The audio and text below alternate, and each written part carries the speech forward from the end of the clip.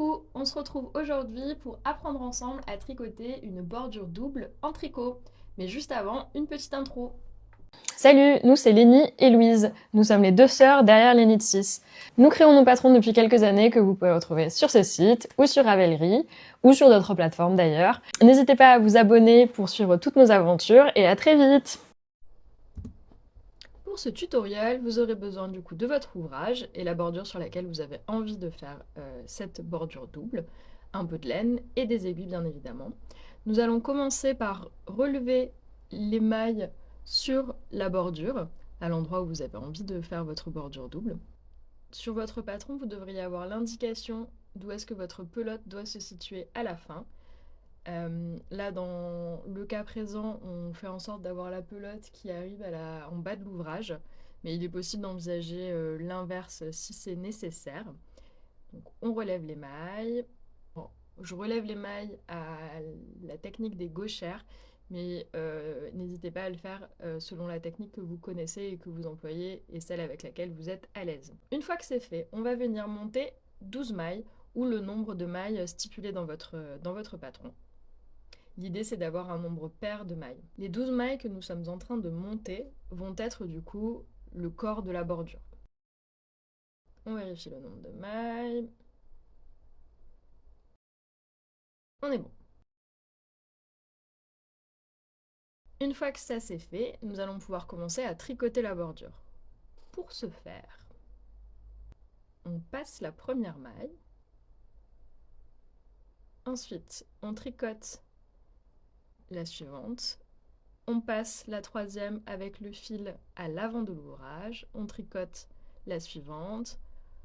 On passe celle d'après avec le fil à l'avant de l'ouvrage. Et ainsi de suite jusqu'à arriver à la fin du rang, jusqu'à ce qu'il ne reste qu'une maille en fin de compte.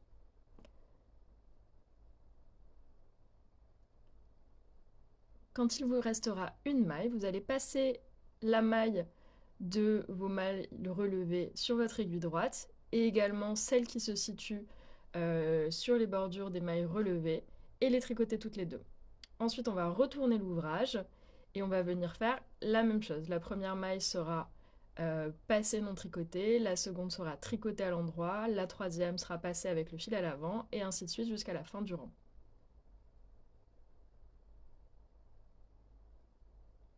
Et l'idée va être du coup de répéter ces deux rangs indéfiniment jusqu'à ce que vous n'ayez plus de mailles relevées sur votre bordure. Voilà, on voit déjà ce que ça donne. Et je vous remontre. Donc on passe la première maille avec le fil sur l'avant, on tricote celle qui suit, la troisième on la passe avec le fil à l'avant, et ainsi de suite. Donc en gros l'idée c'est qu'on vient tricoter une maille sur deux. Et on refait exactement la même chose sur le rang envers, et on répète la procédure jusqu'à ce qu'on n'ait plus de mailles relevées sur l'aiguille. Une fois que vous avez fini, il va falloir venir rabattre nos mailles. Donc l'idée ici, ça va être de faire un rabattage avec la technique tubulaire ou un rabattage à l'italienne en fonction de comment on l'appelle. Donc ce qu'on va venir faire, c'est qu'on va prendre environ 2 fois la longueur de votre bordure. On va venir prendre une aiguille à coudre et on va rabattre les mailles à la technique italienne. Alors du coup, pour une maille en droit, on passe le fil d'avant vers l'arrière sur la maille précédente. On fait de même sur la maille à rabattre et on la lâche de l'aiguille. Pour les mailles envers, on passe le fil sur l'aiguille d'avant de droite à gauche sur l'avant du travail et on fait de même avec la maille à rabattre. Et on lâche bien sûr la maille de l'aiguille et ainsi de suite jusqu'à la fin du rang. Ce qu'il faudra noter, c'est que le côté où on rabat les mailles avec cette technique-là est peut-être un peu moins net que les mailles montées.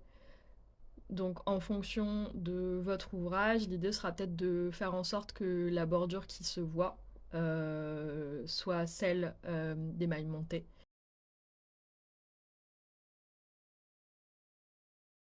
Et voilà, vous avez réalisé votre bordure en tricot double. N'hésitez pas à laisser un commentaire si vous avez la moindre question ou si vous avez besoin de plus de détails sur une certaine étape. Merci d'avoir regardé ce tuto et à très vite!